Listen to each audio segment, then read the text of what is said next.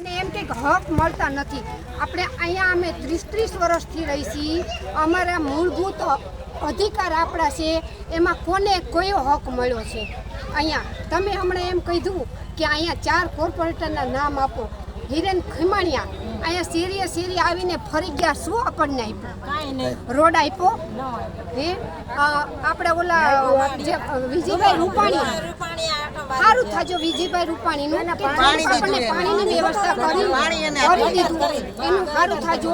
પણ હજી બધાય અત્યારે તમે સફાઈ કામદારોની એની ઉપર સ્વચ્છતા અભિયાન ચાલી રહ્યું છે. અત્યારે રાજકોટમાં 1લો નંબર લેવો છે, તો સ્વચ્છતા અભિયાન માટે દલિતોના ઘર ને દલિતોના વિસ્તારમાં શું સ્વચ્છતા છે? સાચું કે ખોટું? જાઓ આ દલિતોનો જ્યાં પણ દલિતોનો વિસ્તાર છે, જ્યાં પણ દલિતોનો વિસ્તાર છે, દરેક વિસ્તારની અંદર કોઈ જાતની સુવિધા નથી. ગટર, પાણી, કોઈ જાતની સુવિધા નથી. તો સ્વચ્છતા અભિયાનના લોકો સેના ચલાવે છે, કમિશનર શેનું સ્વચ્છતા અભિયાન ચલાવે છે? એનો તમે દાગ લેજો કમિશનર ઓફિસે જઈને.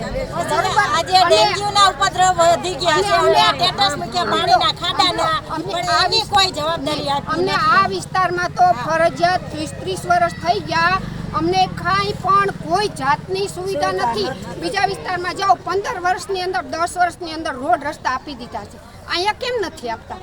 જાય છે અહીંયા ઓફિસે. તમે કીધું આ ભાઈ કે તમે કેટલી વાર જઈ આવ્યા?